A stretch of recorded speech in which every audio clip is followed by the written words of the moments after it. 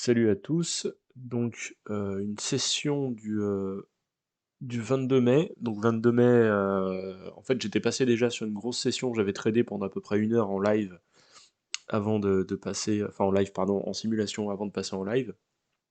Du coup comme ça s'était plutôt bien passé, je suis passé en live. Maintenant c'est ce que je vais m'imposer, je pense, de prendre quelques trades en fait un petit peu en mode simulation avant de passer sur un compte live. Donc là c'est ce qui se passe.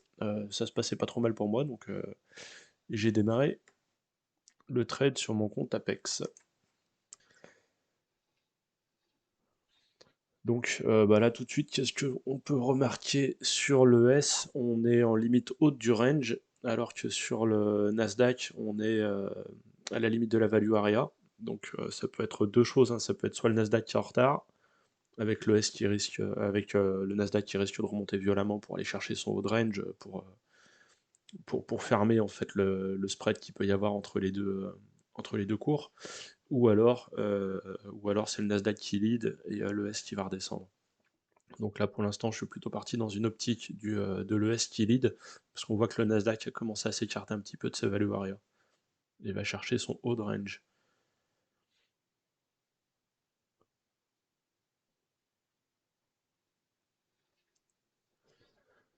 Donc là je vais shorter. Je short, ouais, je. Ok. Je m'étais dit ça passerait pas. Donc là je me prends une grosse perte, 287, c'est parti très vite à l'envers contre mon trade. Là je re-rentre sur le renversement ici, les acheteurs qu'on a vu rentrer. Bon, je me tiens prêt à sortir, ça serait une deuxième gamelle, mais il faut quand même limiter la casse, même si je pense qu'à ce stade j'ai toujours raison et qu'on va aller chercher le haut de range et l'agrandir. Ouais, je m'étais préparé ma sortie à -100. Mais si on voit que le NQ pousse fort, hein, même s'il y a de la vente qui arrive, ça remonte assez vite derrière. Donc là on a toujours beaucoup de ventes, enfin beaucoup d'achats, pardon. Beaucoup d'achats, même chez les petits.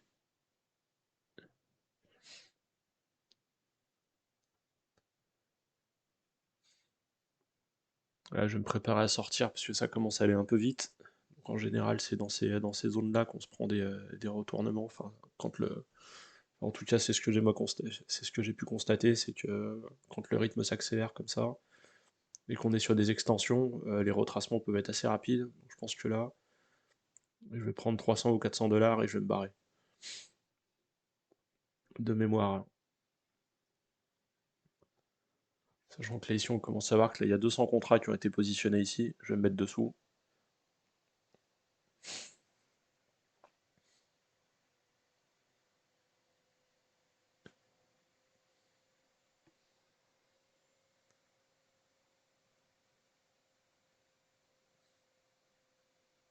Sachant qu'en plus là, donc comme je disais, je suis sur un compte Apex. Donc le compte Apex, il faut bien se rappeler qu'il a un trailing drawdown. Donc ce qui veut dire qu'en fait lui il va considérer euh, la, il va considérer en fait comme le drawdown maximum le, le balance, c'est-à-dire ce que vous avez vraiment sur votre compte, plus la position ouverte la plus éloignée, en fait, la plus en territoire positif. Ce qui veut dire que là, en gros, comme j'étais parti et que mon trade était monté jusqu'à 400 dollars, le trailing drawdown, lui, avait suivi les 400 dollars, donc je pouvais pas me permettre de sortir avec seulement plus 200. Enfin, j'aurais pu, mais du coup, je réduisais mon drawdown acceptable, on va dire, de 200 dollars, puisqu'en fait, j'étais monté bien plus haut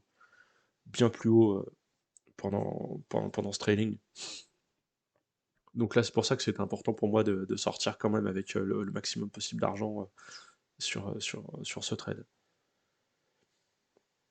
Donc là, ici, on voit que voilà, on continue toujours à étendre le range, et que le prix a du mal à descendre, c'est-à-dire qu'il y a quand même des attaques vendeuses, mais le prix reste haut. Mais là, je me préparais quand même à vendre. Alors, c'est une connerie, hein, c'est-à-dire que quand on fait ça, des fois, on arrive à faire des trucs absolument magnifiques et vraiment payer le point haut. Le problème, c'est que dans allez, 70-80% des cas, on se plante, et en plus, on peut se planter sur des mouvements qui sont violents et qui vont nous prendre à l'envers de manière assez violente. Donc il vaut mieux essayer de prendre dans le sens du trade, voilà, comme je suis en train d'essayer de faire, là je vais me positionner sur les 160, 180 contrats maintenant, à l'achat, en me disant que j'aurai le temps de sortir dans les 180 contrats si jamais ça devait casser. Mais pour l'instant, on n'a pas l'air de, voilà, on n'a pas l'air de vouloir y retourner. Par contre, là j'ai repéré les 355 contrats à la vente sur les 3950, donc là je me dis qu'on est potentiellement dans une belle zone de... Voilà, donc là en fait, je me sers de la liquidité en fait. Alors ça, excellent. Ah, justement, il me semblait qu'il y avait une histoire comme ça là. Ça, je voulais voir si c'était une erreur d'exécution ou si c'était vraiment le flux de Apex qui s'était vautré. Comment ça s'est passé ça? Ok, donc là je suis là. Là je vais être exécuté dans mes contrats. Ok, non c'est moi, c'est de ma faute. En fait, je voyais que j'allais avoir du mal à être exécuté en fait dans la grosse liquidité là. Enfin, j'avais l'impression qu'on allait se faire rejeter, donc j'ai positionné. C'est une erreur d'exécution. C'est-à-dire qu'en fait, j'ai positionné une deuxième sortie plus basse que le contrat supérieur, enfin que la grosse liquidité, et j'ai été exécuté sur les deux contrats, ce qui fait qu'en fait, j'ai retourné ma position.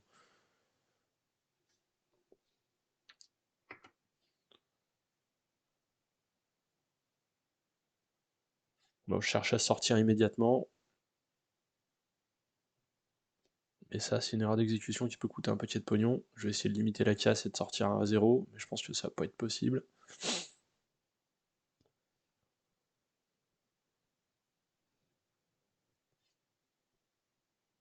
Oh l'erreur.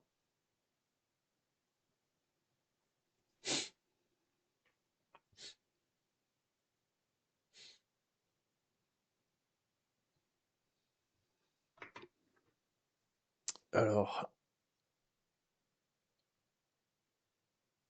moins 150. Comment c'est possible?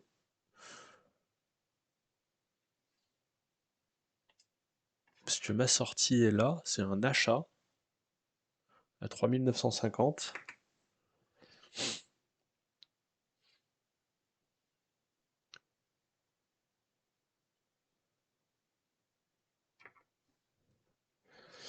Est-ce qu'on peut pas régler la vitesse là-dessus? Je crois qu'on doit pouvoir. Vidéo, proportion renier, piste vidéo, vitesse, ralenti.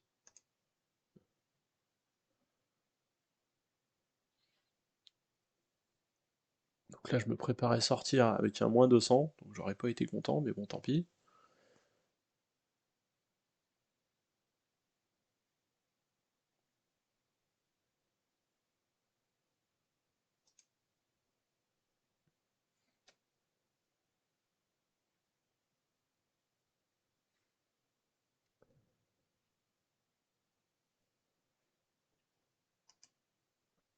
Alors là, j'ai pas compris ce qui s'est passé.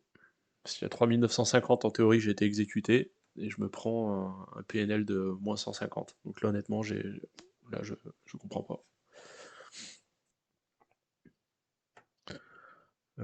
Qu'est-ce que le tape nous raconte? Donc 3950 c'était ma sortie, on est en train de jouer dans les 3953.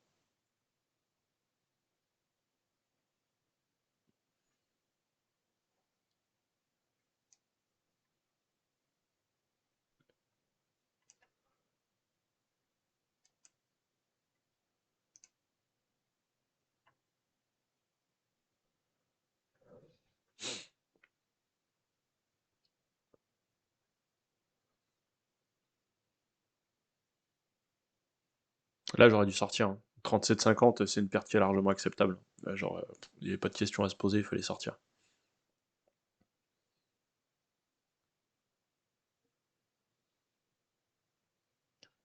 Donc là on remonte, on a 3953, 3953, 3954, 3953 toujours 50,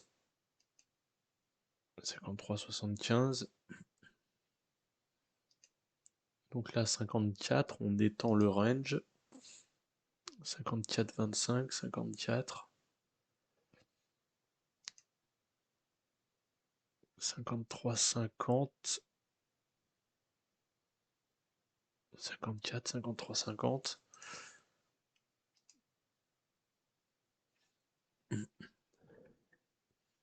Donc 53,50, on était ici.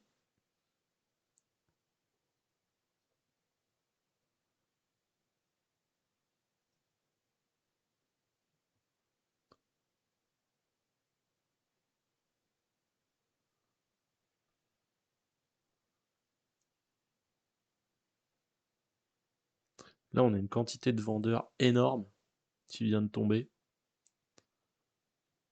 Donc là, il y a un mec qui s'est fait plaisir, qui a smashé, qui a commencé à 3952. 3952, 50, on a commencé ici, à moins 125, et boum, on a smashé le prix jusqu'à 3948, ici. Donc là, on a pris 4 points, 20 ticks. 20 ticks, et immédiatement après, on a eu des gros acheteurs qui sont rentrés, à 3948,25, donc ici, et qui sont remontés à 3948,25, pas qui sont restés en fait. Tout ce qu'ils ont réussi à faire, c'est ils ont même pas réussi à optiquer, on est resté là. On a juste eu un dentique, ouais, même pas un dentique. Et là où je suis sidéré, c'est que je me prends un MAE de 18, on voit qu'il y a toujours mon ordre stop qui est ici.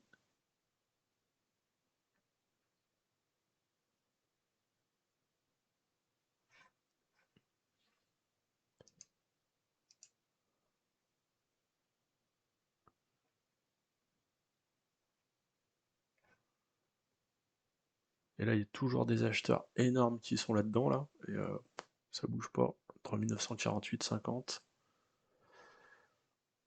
3949, 3940. Bah là honnêtement, il y a un truc que je comprends pas. Alors si vous avez compris ce qui s'est passé en regardant la vidéo, honnêtement, je suis preneur d'une explication. Mais là, honnêtement, je comprends pas pourquoi je me bouffe un moins 150 là-dessus. Dans le pire des cas, j'aurais dû sortir avec aller à tout péter moins 12, voire 0 de PNL. Je sors à moins 150, sachant qu'en plus avec le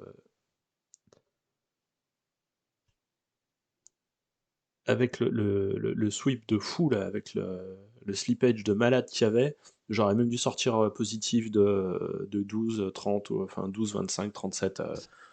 Je comprends pas. Bon, ok. Est-ce que ça vient du fait que les flux de Apex, parce que là je suis sur un compte Apex, hein, donc les flux d'ordre et les flux de prix des comptes Apex ont la réputation d'être complètement pourris. Donc, entre guillemets, j'ai appris cette réputation après avoir signé mon compte, donc je m'étais dit, bon bah tant pis, je vais faire avec. Est-ce que là je suis en train de le constater? C'est une possibilité. Faut savoir que pour tenter de limiter la casse, en fait je trade avec un flux CQG. Donc sur Jigsaw en tout cas on peut le faire. Je crois que sur Kantower il me semble qu'il doit y avoir une astuce pour le faire aussi. En fait on peut afficher donc le prix dans le DOM et les liquidités, etc., les tapes, tout ça en fait ça vient de mon flux CQG en fait qui est un flux AMP, donc qui est réputé fiable, sérieux, etc. MP c'est une belle boîte et puis CQG aussi.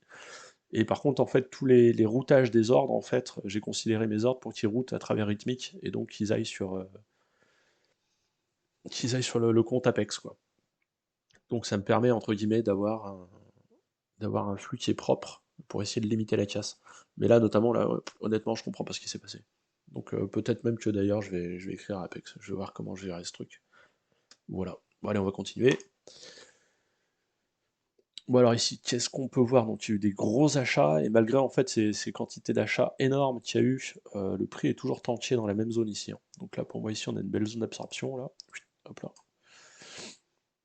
Donc, pour moi il faut qu'on sorte, soit qu'on arrive par là. Pour moi, ça ici ça peut être un point d'entrée.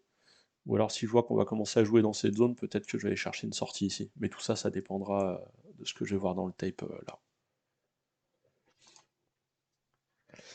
Qu'est-ce qu'on peut voir de l'autre côté là ici au niveau du Nasdaq?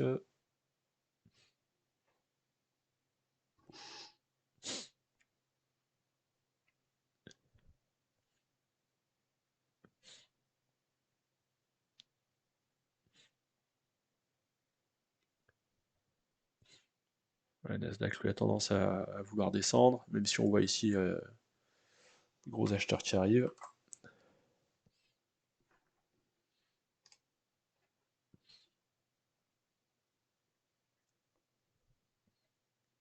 Là, ici, on a 25 liquidités qui ont pool ici, hein. Donc ça, je sais pas si vous avez vu ça. Dans cette zone-là, il y avait 25 liquidités qui ont dégagé là.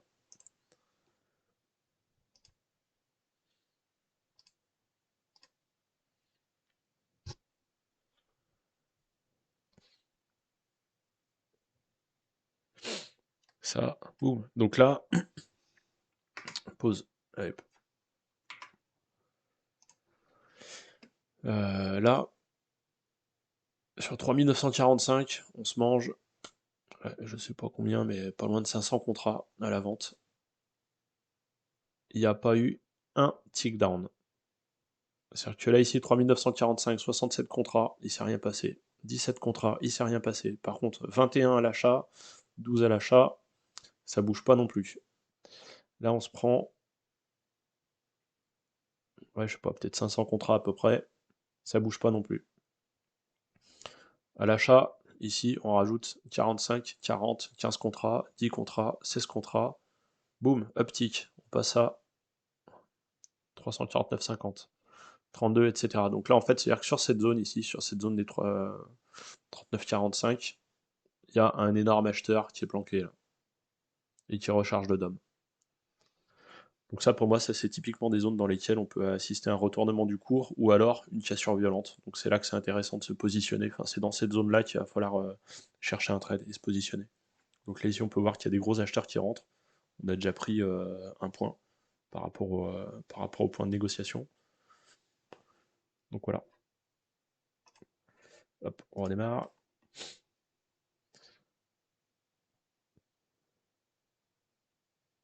Donc là, on est passé dessous, hein.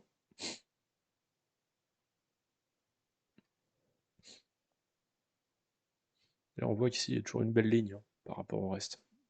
Et là, ici, on a 200 liquidités ici qui sont là. Donc alors, est-ce que c'est un flipper? C'est toute la bonne question. Est-ce que justement, il cherche à nous envoyer dans ces liquidités ici avant de les supprimer? Non, ça n'a pas l'air d'être le cas. Parce que les liquidités ici ont été absorbées, et l'ordre là est resté. Ce qui aurait pu se passer, c'est que les liquidités ici soient absorbées et que cet ordre disparaisse. À ce moment-là, il faut rentrer immédiatement, d'ailleurs. Je vais vous le remettre là, ça c'est une config. Ça c'est une config qui est assez sympa à trader. Tac, voilà, ici. Ce qu'on peut voir de temps en temps, c'est que ici, effectivement, il y a un gars qui se met des grosses liquidités à cet endroit-là, en fait, pour essayer de bloquer le marché et le repousser à la hausse. En fait, lui, son intérêt, c'est que ces contrats-là, ces 120 contrats, ça peut être les siens, en fait. C'est-à-dire que lui, il peut s'être positionné, il peut avoir mis 200 contrats, 100 ici, plus 100 là, à l'achat, et là, ici, il s'en met 100 là, à la vente. Lui, son but, c'est de descendre. Donc, ce qu'il va faire, c'est qu'ici, il va bloquer le marché avec ses 200 contrats pour faire peur au marché, le faire remonter ici, lui faire exécuter ses 100 contrats ici, et dès qu'il a exécuté ses 100 contrats ici, on voit cette liquidité ici disparaît. Si on voit ça, ça veut dire que là ici il faut rentrer short, et le marché va partir. Là, c'est pas ce qui s'est passé, donc c'était pas un flip. Ces deux contrats étaient pas liés, donc pas de flip. Mais bon, en tout cas, voilà, c'était un petit truc que je voulais vous montrer, parce que ça, vous allez y assister régulièrement. Alors ça peut arriver souvent quand on est sur des hauts de range, comme dans cette zone. On peut voir par exemple quelqu'un en fait qui sent que le marché va être prêt à péter, donc il va se mettre deux gros contrats ici.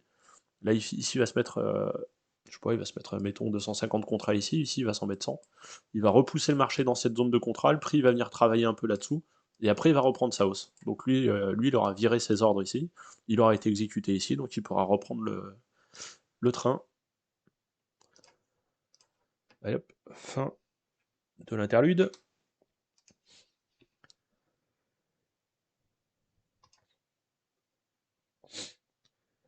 Donc là, voilà. Ouais. Donc voilà. Ce que j'attendais ici, c'est que cela disparaisse. Ça n'a pas été le cas. Donc je vais chercher un achat en m'appuyant sur ces liquidités qui ont l'air d'être solides et rester en place. Est-ce qu'on va revenir dans la zone? C'est une bonne question. On ne sait jamais ça.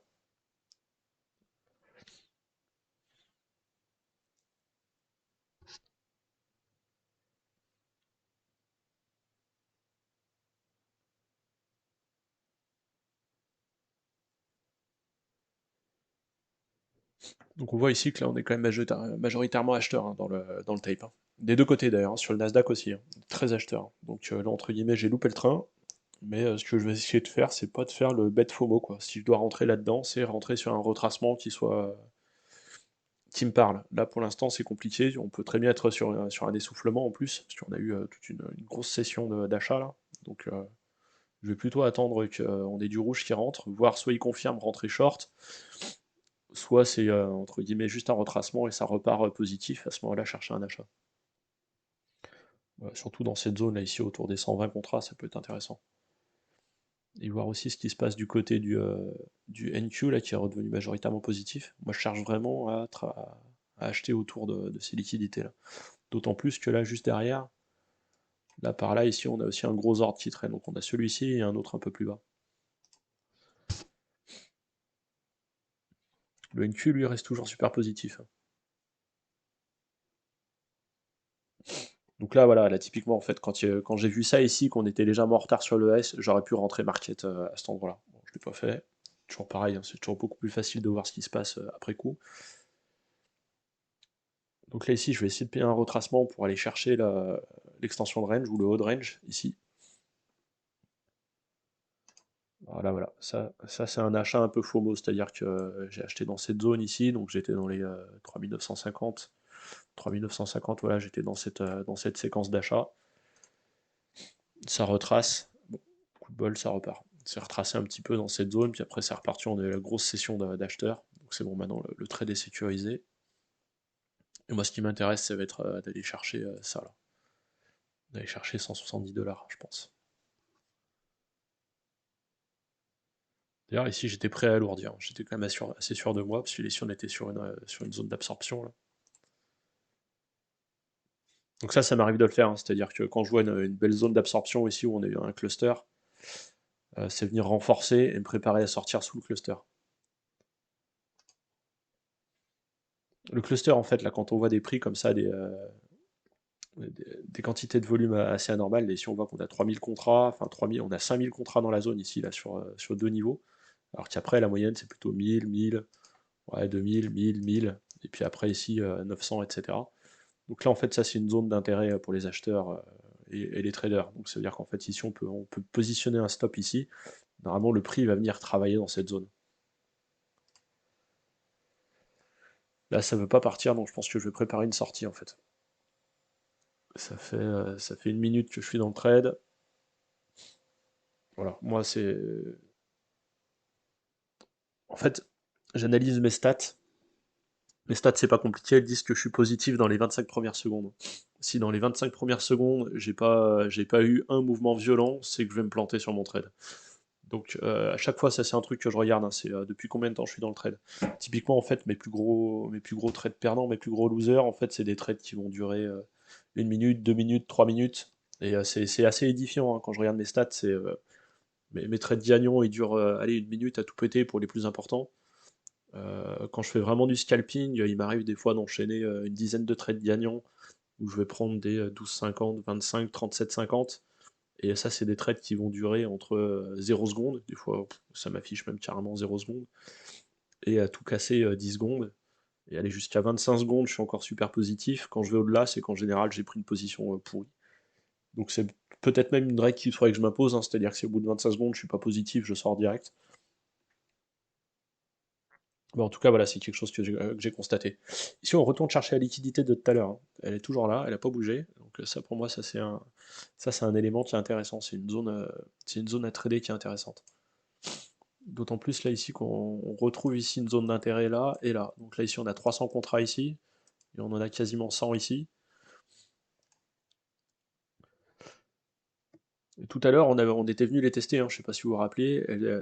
C'était resté, hein, ça n'avait pas bougé. C'est à l'endroit où on a eu le flip, enfin ce que je m'attendais comme étant du flip. Donc ça, pour moi, c'est une zone ici où on peut aller chercher un achat et repartir, ou alors au contraire jouer le short dessous.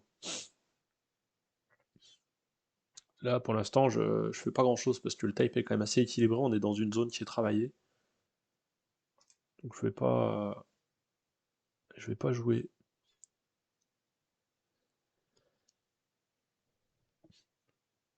J'attends un signal, j'attends de voir quelque chose qui me parle. Pour l'instant, y a rien. Je vois du côté du NQ savant, là ici, une grosse séquence d'achat, mais qui est contrée partiellement ici. Mais ça a l'air d'être reparti à l'achat sur la ligne Q. Donc là, voilà. Après, ici, on a cette liquidité, on a ces 100 là, ici, qui ont été pull. Non, tu as été acheté, je dis une connerie, tu as été acheté là. Hop.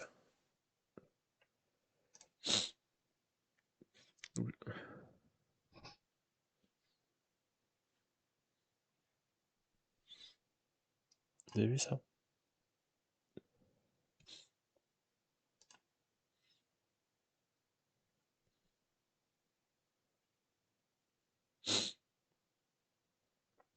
Donc là, je travaille la zone, hein. Ça, c'est une zone qui me plaît, hein. Avec ces liquidités ici. Enfin voilà, on voit qu'il y a des gens qui se positionnent dans le DOM, qui repartent, qui se positionnent, qui repartent. C'est un truc qui m'intéresse, ça. Alors, soit pour jouer short et aller alimenter ces liquidités, soit pour jouer le rebond, parce que visiblement, ces liquidités ont l'air de tenir pour de vrai. Enfin, en tout cas, on sent qu'il y a des gens qui sont intéressés par ce niveau. Donc là, ici, on voit des gros vendeurs qui arrivent. On va redescendre sur la zone.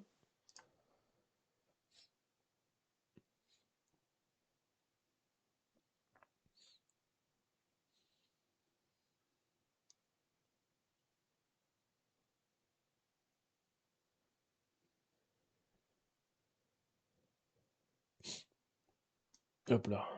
Pullback. Et ça repart.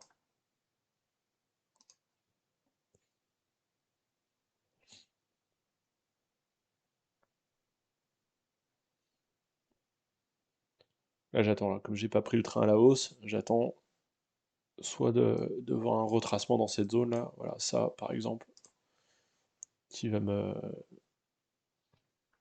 positionner pour entrer short, par exemple. Ou alors retourner dans les 3948, par exemple. 3948,25, il y avait pas mal de ventes, mais le prix a continué à monter, donc c'est une zone qui m'intéressait. Voilà. Je ne veux pas chercher énorme, parce que là, en fait, on a eu un retracement. Maintenant, le retracement, savoir si c'est juste un pullback, enfin un throwback, pardon. Euh, du coup, si c'est un throwback, ça veut dire que la tendance va reprendre. Si c'est juste un rebond technique, ce qui a l'air d'être le cas, en fait, on reprend au maximum avec 3, 4, 5 ticks avant de reprendre la tendance baissière. Donc là, je prends pas de risque. Là, d'autant plus qu'on voit que le tape est équilibré, on travaille toujours dans cette zone, qu'on est toujours sur ce cluster ici. Voilà, bon, j'ai bien fait de me contenter de mes 4 ticks parce qu'on continue à redescendre dessous.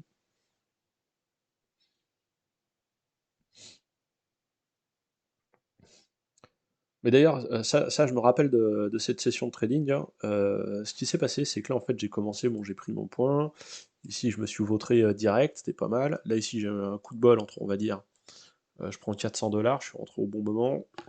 12,50, ça c'est un petit trade normal. Celui-là, les moins 150, honnêtement, je sais pas ce qui s'est passé, mais je me rappelle qu'il m'avait quand même marqué, hein, parce que là, je me suis pris une bonne baffe. Je m'y attendais pas trop.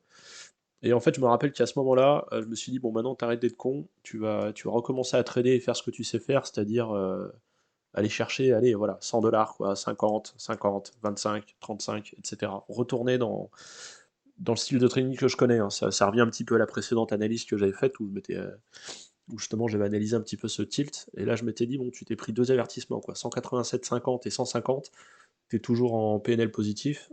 Par contre, reste sur quelque chose que tu connais, va pas t'inventer un nouveau style où tu vas aller chercher 400 $ à chaque trade, ça marche pas. Enfin, ça marche pas, ça peut marcher une fois de temps en temps, je suis content de le faire, sauf que c'est pas comme ça que je trade et c'est pas ce que je sais faire. Pour moi, alors, je sais plus qui disait ça, c'est peut-être FatCat sur sa chaîne. C'est que le DOM et le tape, ça permet entre guillemets de prédire ce qui va se passer dans les 2 prochaines secondes.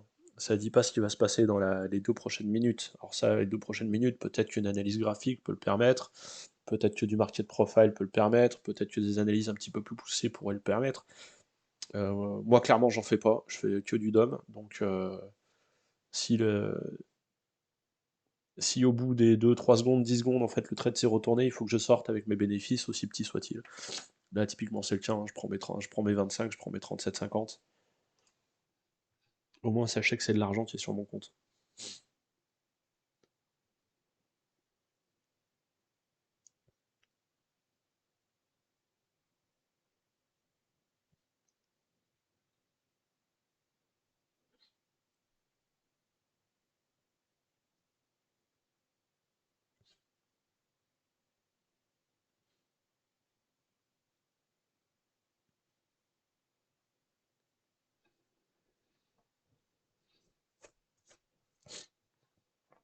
Donc là, on est toujours 13 acheteurs ici, 13 acheteurs là, on est dans le haut du range ici. Même le NQ, il s'est approché de son haut de range. Là, il peut se passer quelque chose. On peut aller chercher une nouvelle extension du range dans cette zone. Pour l'instant, on attend. Donc là, ici, voilà, ce qui va être intéressant, c'est de voir en fait si cette session d'achat en fait va faire descendre le prix. Ça n'a pas l'air d'être le cas.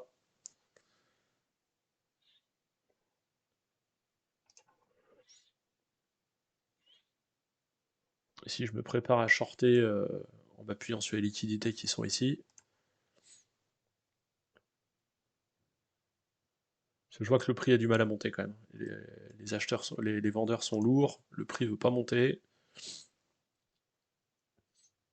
Là qu'on retrouve un petit peu d'intérêt acheteur dans cette zone.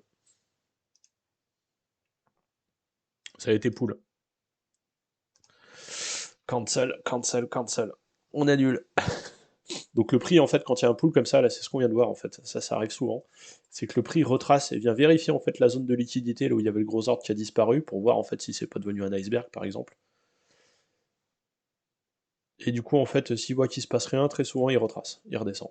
Donc là, c'est ce que j'ai joué, hein. C'est que j'ai vu que ça a pool, j'ai vendu direct, et j'ai pris mes 2 ticks, et basta, je me casse.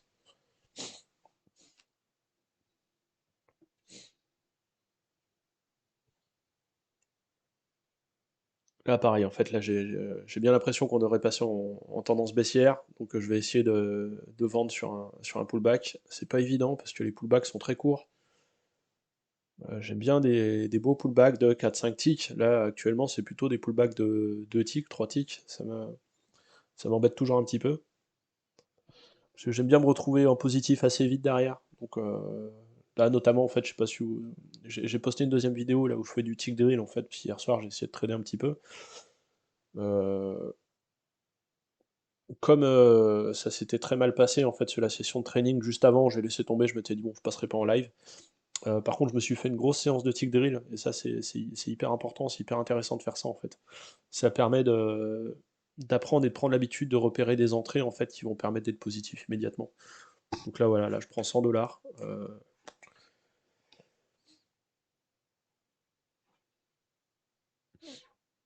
On va la remettre là.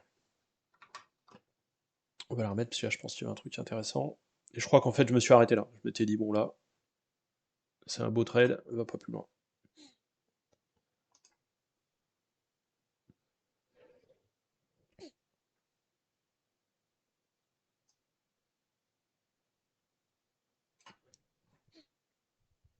Alors là, qu'est-ce qu'on va voir ici?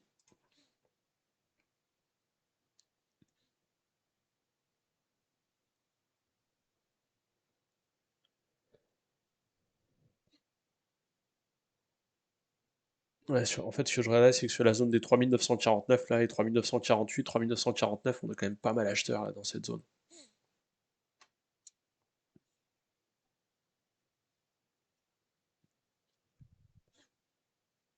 Et là, du coup, en fait, je me suis dit, il doit y avoir des stops plantés quelque part là-dessous, là. Donc là, ça marche pas, enfin, ça fait pas ce que je veux, donc je sors avec peu de bénéf. Là, ici, on voit qu'il y a eu la liquidité qui a été pool, pareil ici, là, on a du monde un peu. Boum. Là, ici, en fait, quand on voit des mouvements comme ça saccadés, enfin, moi, c'est comme ça que j'interprète, hein, c'est que là, ici, on a eu un retournement, en fait. C'est-à-dire qu'en fait, on descendait par poussée un peu lente, on va dire, et après, boum, ça commence à faire des petites casses à la hausse. Moi, ça, c'est des mouvements qui m'intéressent quand je veux trader. Et quand je vois ça, en fait, je me dis, ici, on est sur une zone de retournement. Et d'ailleurs, on voit, boum, ça commence à rentrer à l'achat.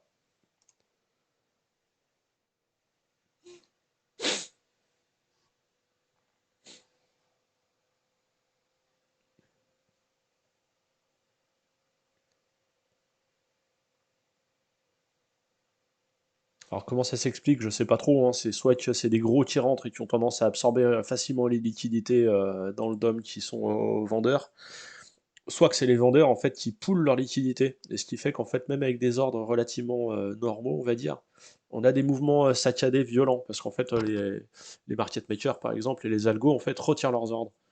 Donc voilà, donc là, typiquement, on est dans cette zone qui m'intéressait. Hop, je prends 37,50, ouais, c'est ça, tranquillement, parce que je vois que on fait des petites saccades, il n'y a pas encore de... Ce qu'il faudrait, c'est un bel appel qui bloque et qui reparte vers le haut. J'attends un signe un peu de ce type. Et ici, on voit qu'il y a eu du vendeur qui est arrivé, mais ça n'a pas bougé.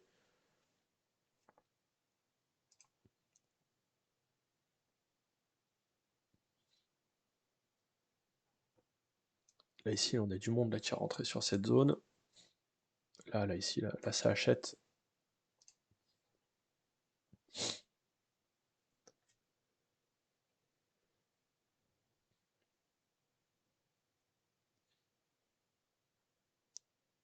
Là, ici, ça c'est les trucs que j'aime bien voir sur le NQ. C'est voir des mouvements violents comme ça.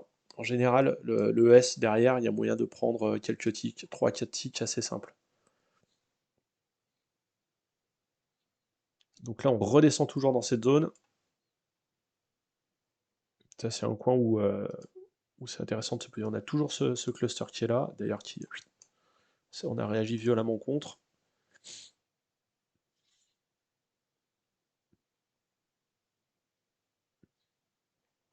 Donc là, voilà, ici, j'ai vu ça, je me dis, allez, on peut tenter.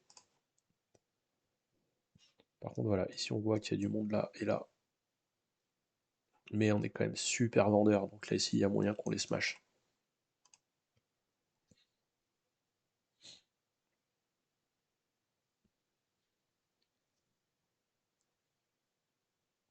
Boum. Et là, ça poule ici, ça... Parfait. Donc là, maintenant, je vais aller chercher de l'achat. Là, ici, on voit que ça achète, petit retracement, peut-être technique. Là, bon, je prends un petit trade contrariant. Ça, les trades contrariants, en fait, on le fait un peu au feeling. C'est-à-dire que là, il y a pas... Enfin, j'analyse pas trop la liquidité, c'est surtout en fait que je vois qu'il y a une zone de prix sur laquelle on bute, peut-être parce qu'il y a un petit iceberg ou des petits algos qui jouent dans le coin, comme dirait Monsieur Tosh. Et du coup, quand on repère une zone de prix comme ça, où ça a tendance à rebondir, bah voilà, on peut aller chercher 2-3 ticks. Toujours ça de prix. Donc là, pour moi, je vais aller chercher de la vente. On est repassé baissier.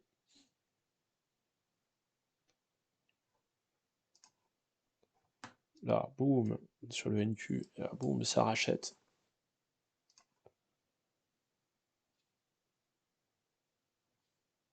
Donc là, on peut aller chercher de l'achat, ouais. Là, pour moi, en fait, ici, on a toujours du vendeur. Par contre, on est toujours dans cette zone, ça veut pas bouger. Donc il y a du monde dans le DOM qui recharge. On est sur une belle zone d'absorption, c'est ce qui m'intéresse. Je prépare ma sortie. On travaille le bas de ma zone d'absorption. Boum, et voilà.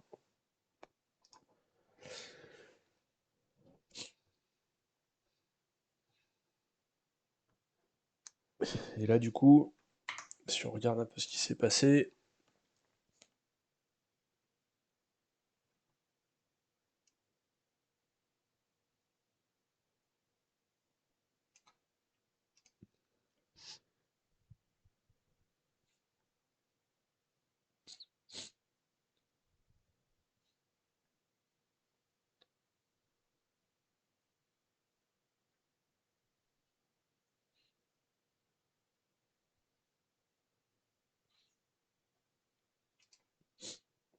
donc là, 3944. 3944, le prix a l'air de se stabiliser un peu dans le coin. 3945 ici, 3944,50. Ici, on voit qu'il y a du monde hein, qui vend, mais il se passe pas grand-chose là. Là, si on regarde ça, si on regarde ça, on regarde ça, il se passe pas grand-chose. On est toujours coincé dans cette zone.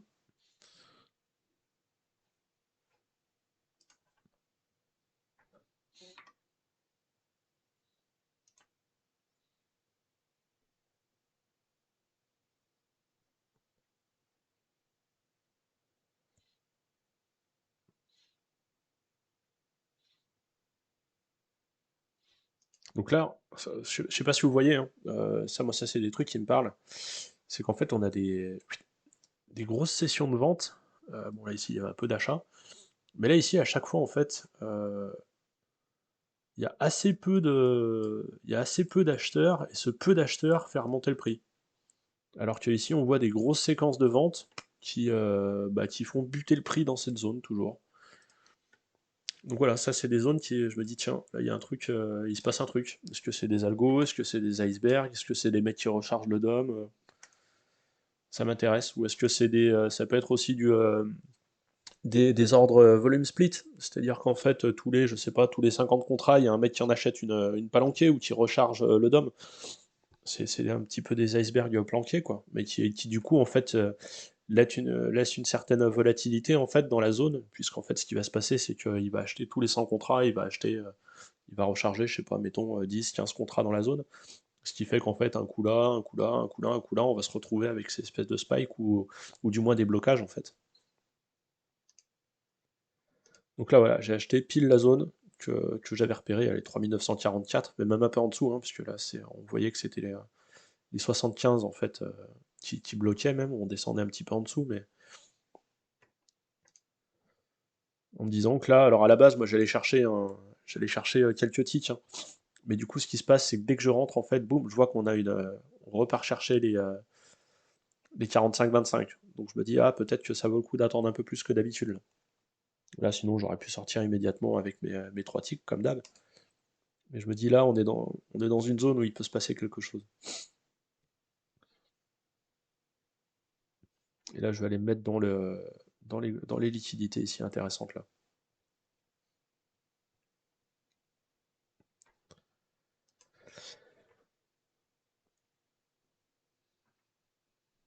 Du coup, on était à 3944,50, on était positionné ici, 3944,50, donc on redescend à 43,50, 44,25, 45,50, 45, ouais, c'est ça, 45,50. Donc là, ici, on voit qu'il y a quelques vendeurs, mais ça fait pas descendre le prix toujours plus, hein, c'est toujours ça, on est toujours bloqué dans la zone des 44,50 ici, on descend à 43,50, ici, 43,50, 10, 13, 12. Là, ici, on a un mec qui rentre fort. Là, ici, ça continue à essayer de vendre un petit peu, mais il se passe plus rien. Ça rentre, ça rentre. Là, boum, on se prend un ordre énorme. Et derrière, une avalanche. Là, je sais pas si vous voyez, en fait, les market makers, en fait, 170, 205. En gros, pour moi, ça, les 170, 205, c'est entre guillemets, enfin, c'est pas les vrais traders, mais c'est entre guillemets les gens qui sont vraiment sérieux sur le marché et qui restent. Et c'est pas les algos, quoi. Là, tiens, d'ailleurs, ça va être intéressant de voir comment ça se passe la suite. 300, 300. En fait, dès que la volatilité explose, comme ça, les algos, ils se barrent. Ouais, c'est ça, on remonte à 400, et petit à petit, on voit que la volatilité se calme un peu. D'ailleurs, en fait, ouais, là, ce que je fais, là, ici, je viens d'appuyer sur Windows, c'est pour voir quelle heure il est. Parce que justement, je commence à voir un petit peu que le marché s'excite. Là, je me dis, on va commencer à tomber dans les basket orders. Je crois que ce qu'on appelle les basket orders, il me semble que c'est l'open, c'est les 5-10 premières minutes à l'open et les 5-10 dernières à la clôture, où en fait, tous les institutionnels, les algos, etc., sortent et rentrent dans le marché en fait parce qu'il faut impérativement qu'ils soient sortis ou dans le marché à la clôture. Et du coup, tout le monde s'excite et tout le monde cherche à prendre position à ce moment-là. Alors autant quand je suis en mode simulation que je veux tenter des trucs, je trade, j'essaye de choper des mouvements là-dedans en jouant simplement sur la volatilité et soit en ayant un peu de bol entre guillemets et en prenant tout de suite le mouvement, soit avoir des mouvements assez directionnels, mais par contre qui vont être assez saccadés, qui vont être avec une volatilité intrinsèque, on va dire, qui est assez marquée. Donc on peut faire deux choses, hein. C'est soit aller chercher le mouvement, c'est assez compliqué, mais avec un peu de bol, on peut y arriver. Soit aller prendre de l'argent dans la liquidité, parce qu'on a très facilement des retracements de 4-5 ticks. Donc c'est-à-dire que si nous, au milieu là, de tout ça, on va chercher 1-2 ticks, on peut facilement faire 5-6 trades comme ça en quelques minutes, où on sort 100 $, quoi, un peu plus, 200. Voire des fois sortir 4, 500, 600, je l'ai déjà fait, mais bon, il faut rentrer au bon moment et que le trade parte tout de suite dans le bon sens. Là, du coup, comme je suis sur un compte live, que je sais plus combien j'ai fait, je crois, de mémoire, 500 $, je me dis, je vais garder mes 500 $, parce que ouais, ce qui peut se passer, c'est que comme c'est très violent, ça peut repartir très vite dans l'autre sens, donc on peut très vite se faire prendre à l'envers et rendre les 500 $ qu'on a mis une demi-heure à prendre. Donc moi, c'est pas ce qui m'intéressait, je m'étais dit, c'est bon, je les garde, fin de l'histoire. Donc là, bah, pour moi, c'est terminé. Donc c'était une session qui était pas mal. Moi, le seul truc qui m'emmerde un petit peu, mais alors ça, il va falloir que je l'éclaircisse, c'est ça là. C'est 150 $. Ça, il va falloir qu'on me l'explique. Je vais peut-être même envoyer tout de suite la vidéo à Apex, et je vais leur demander de m'expliquer un petit peu ce qui s'est passé là. Voilà. Bon, bah, comme d'habitude, si vous avez des questions ou des sujets que vous souhaiteriez aborder, bah, surtout n'hésitez pas à les poser. Et puis sur ce, moi j'ai plus qu'à vous souhaiter une bonne journée. Allez, salut, ciao.